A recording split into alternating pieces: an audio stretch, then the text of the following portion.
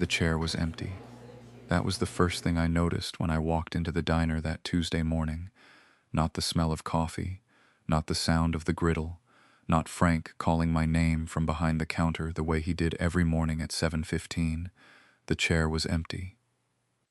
The chair by the window, second table from the left, the one with the slight wobble on the back left leg that Ellie had figured out on her third visit by placing a folded napkin under it without saying anything to anyone.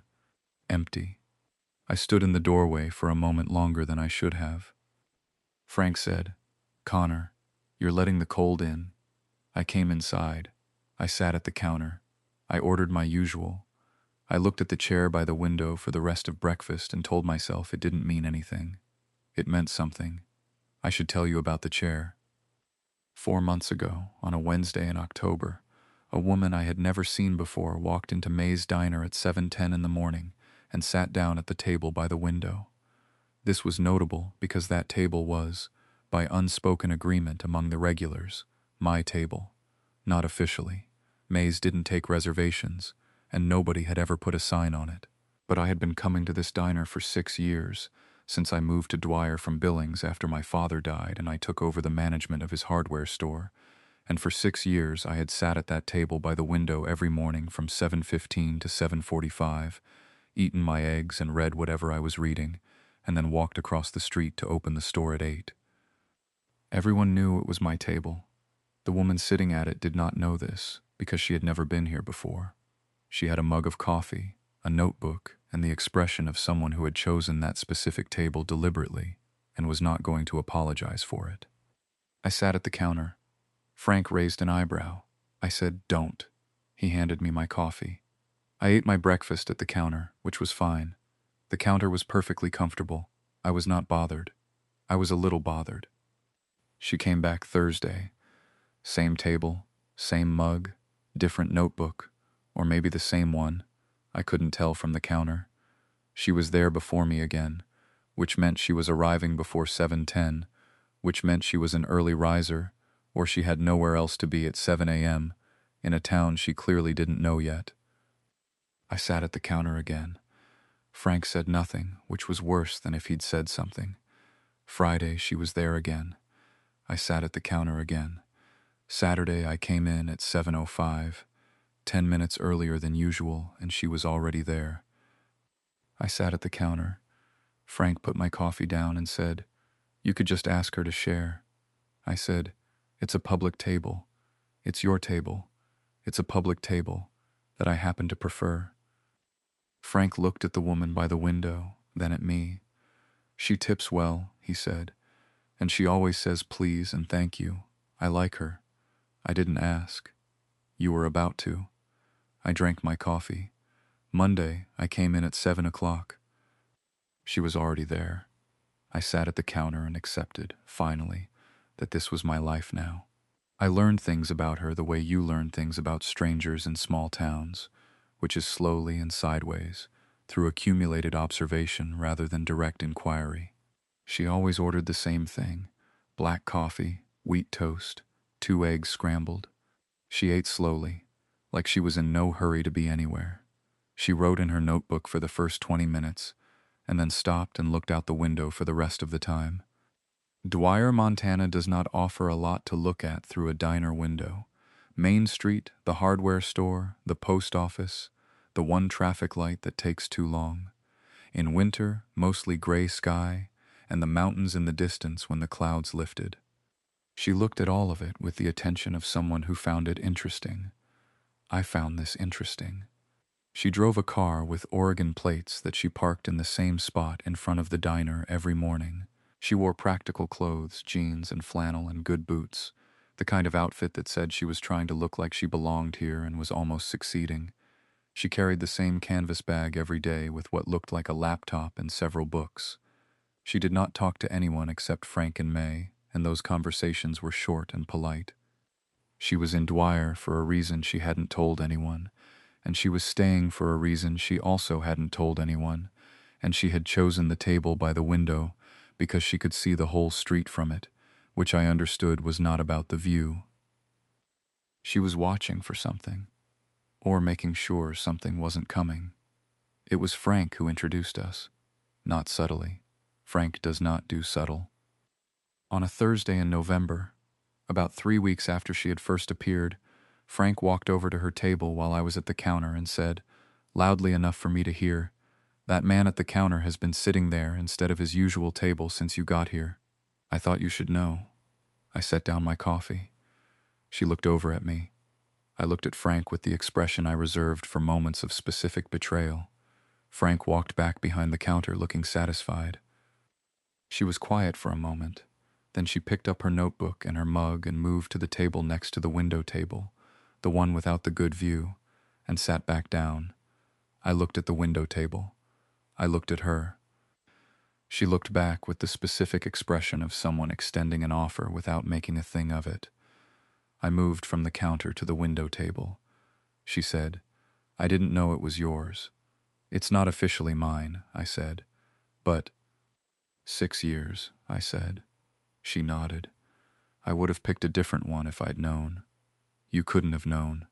"Still." She looked at her notebook. "I'm Ellie. Connor." She nodded and went back to writing. I went back to my eggs. We sat at adjacent tables in companionable silence for 25 minutes, and it was the most comfortable breakfast I'd had in 3 weeks.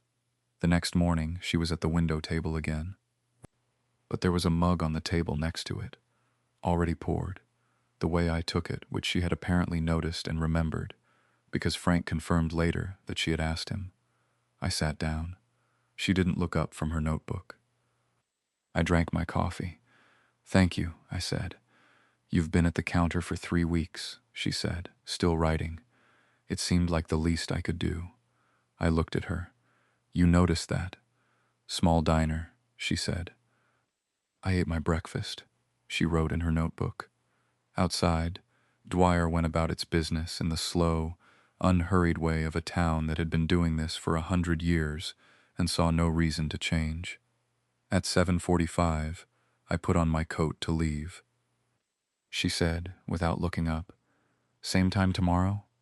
I said, "Same time tomorrow." That was how it started. Every morning, 2 tables, 2 coffees, the particular silence of people who have established a rhythm without discussing it. She didn't tell me why she was in Dwyer, and I didn't ask, because in small towns you learn to let people tell you things when they're ready and not before. Whatever she was working through, it was hers to work through on her own timeline. What I knew was what I could observe. She was a writer.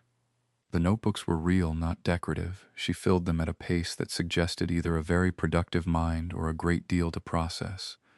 The laptop came out after the notebook went away, and she typed with the focused urgency of someone meeting a deadline or outrunning a thought.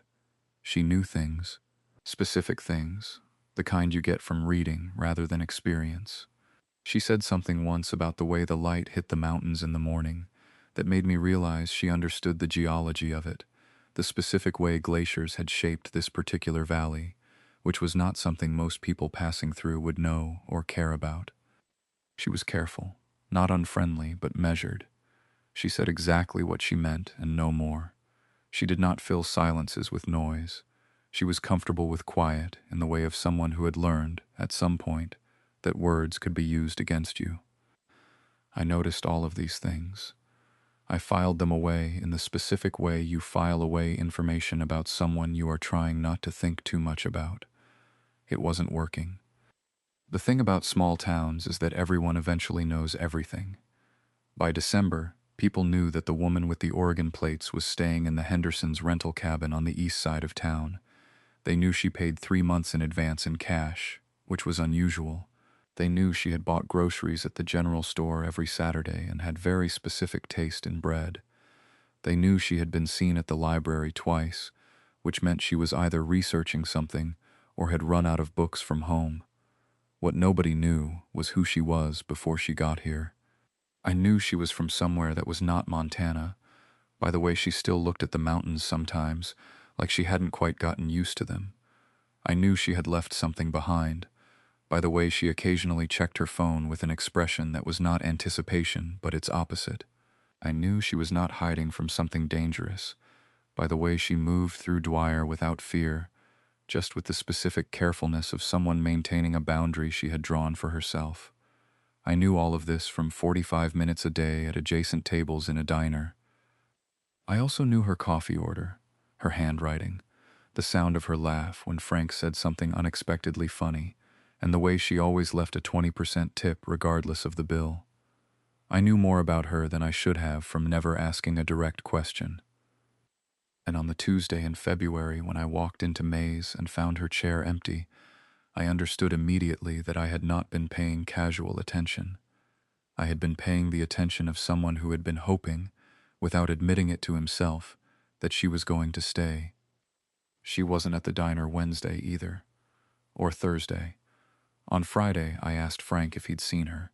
He said, "Not since Monday." Did she say anything? Not to me. I ate my breakfast at the window table alone, which I had wanted for 3 months and which now felt like the wrong kind of empty. Saturday morning, I drove past the Henderson cabin on the east side of town. The Oregon car was gone. I sat in my truck in front of the hardware store for a while and had a conversation with myself about whether a person could miss someone they had never properly known. The answer, it turned out, was yes. She came back on a Sunday. I was closing up the hardware store at 5 when I saw the Oregon car pull back into its spot in front of the diner, which was closed on Sundays, and I watched her sit there for a moment before getting out. She looked tired, not physically, the other kind. I crossed the street. She saw me coming and waited, which she didn't have to do. "You were gone," I said. Not my smoothest opening, but she looked at me and something in her expression shifted, and she said, "I had to go back for a few days." "Back where?" She was quiet for a moment. Then she said, "Portland. I had some things I needed to finish." "Are they finished?" She looked at the mountains. "Yes," she said. "I think so." I said, "The table's been empty." She looked at me. "I noticed you moved back to it," she said. It didn't feel right without someone at the next one. For a long moment. She was quiet for a long moment. Then she said, "I thought about the diner while I was gone. Specifically." She paused. "I thought about the coffee." "May's coffee is nothing special," I said. "I know," she said. "That's not what I thought about. We had dinner that Sunday at the one restaurant in Dwyer that wasn't a diner, which was a small Italian place that May's husband had opened 15 years ago and which served 3 pastas and a steak and nothing else. She told me some things. Not everything, but some. She had been a journalist in Portland, the kind that covered stories people didn't want covered. She had spent 2 years on a piece about a real estate development company that had been misrepresenting properties to buyers, and when the piece ran, the company had made things difficult in ways that were legal but exhausting, and that had included, among other things, showing up at her apartment building twice and calling her editor 8 times in 1 week. She had finished the story, filed it, won an argument with her editor about what to include, watched it go live, and then she had put everything she needed into her car and driven until Montana, and found a cabin, and started a different kind of writing that didn't require her to fight anyone. "What kind of writing?" I said. "A book," she said, "about a woman who drives until Montana. Autobiographical. Loosely. Is the diner in it?" She looked at her pasta. "There's a diner," she said. "Is there a man at the counter who lost his table?" The almost smile. "There might be," she said. We walked back through Dwyer after dinner. She said, "I was afraid you'd be annoyed." I said, "About which part?" Leaving without saying anything. I wasn't sure. She stopped. I wasn't sure what we were. I didn't know if it would matter to you. I looked at the hardware store across the street. The sign my father had put up 30 years ago. The one I had never changed because it still said the right thing. "I moved back to the counter the second day," I said.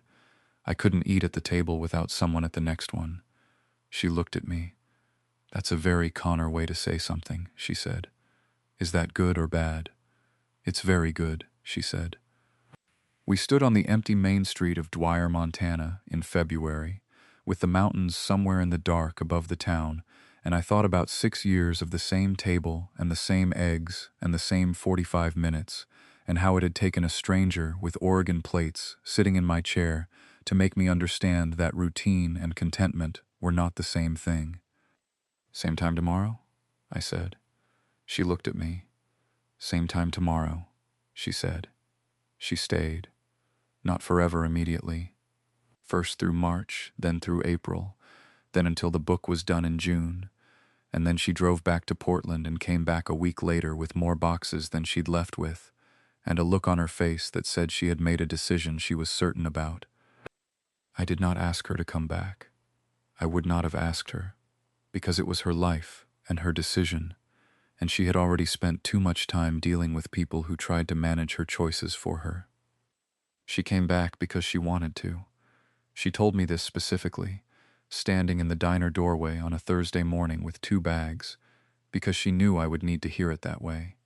I believed her. Because Ellie said exactly what she meant and no more. And what she said was, "I drove back to Portland and I was there for a week, and the whole time I kept thinking about a diner in Montana and a man who moved back to the counter because the table felt wrong without someone at the next one, and I couldn't find a good argument against that." I couldn't either. The book came out the following spring.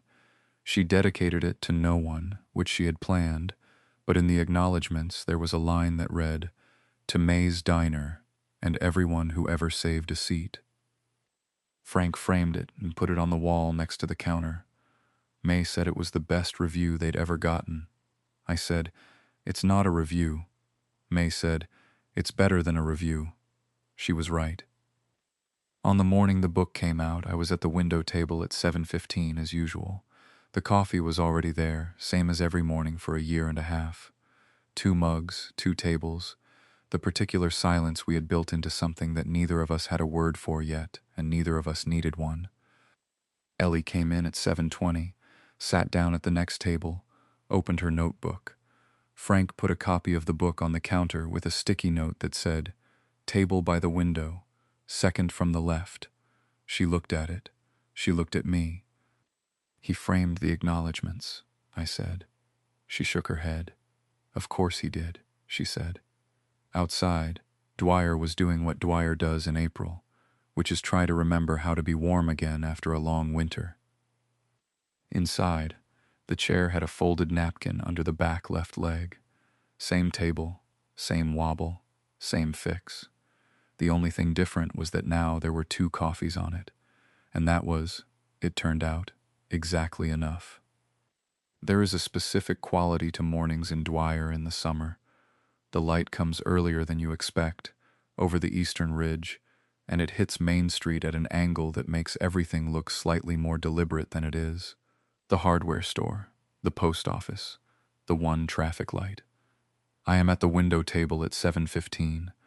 I have been at this table, in this diner, for 7 years now. The first 6 were mine alone. The last one has not been. Ellie comes in at 7:21, which is later than she used to, and which I have stopped remarking on because she told me in January that she was not a morning person and had simply been performing one for the first 3 months we knew each other, which explains several things. She sits at the next table. She opens her notebook. Frank brings her coffee without being asked, same as always. She writes for 20 minutes. Then she stops and looks out the window. I watch her look at the street. She is working on the second book now. She has told me approximately nothing about it, except that there is a hardware store in it, which I choose to take as a compliment. After a while, she looks over at me. "You're staring," she says. "I'm looking," I say. "At what?" I look at the window, the street, the mountains just visible at the end of Main Street where the town runs out and Montana begins again. "At the same thing you're looking at," I say. She turns back to the window. We sit there for a while, looking at Dwyer, and the light moves across the street the way it does in summer, slow and certain, like it has all the time in the world. At 7:45, I put on my coat. "Same time tomorrow?" she says. "Same time tomorrow," I say. I cross the street to open the hardware store. Behind me, through the window, I can see her turn back to her notebook. The chair by the window has a folded napkin under the back left leg. Same as always. Some things, once fixed, stay fixed.